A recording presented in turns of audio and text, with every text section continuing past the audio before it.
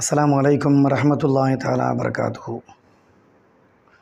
இப்ராஹீம் இப்னு Adham ரலியல்லாஹு தஆலா அன்ஹு மிகப்பெரிய இறைநேசர், பற்றற்ற வாழ்க்கையை வாழ்ந்த ஒரு சூஃபி. அவங்கள்ட்ட ஒரு மிகப்பெரிய அரசர் வந்தார். வந்து கேட்டார், ஏதாவது அறிவுரை சொல்லுங்களேன் அப்படின்னு கேட்கும்போது இந்த பெரியார் சொன்னாங்க, படைத்தவனை நினைத்துப்பார், படைப்பினங்களை மறந்து விடு அப்படின்னாங்க.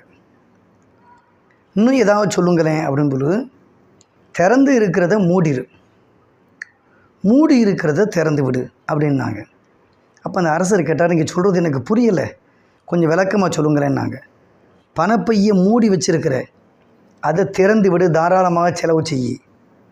ஆனால் திறந்து இருக்கக்கூடிய ஒன்றை மூடிவிடு. வாய் திறந்தே இருக்குது, அதை மூடி தேவையில்லாத பேச்சுக்களை குறைச்சிரு.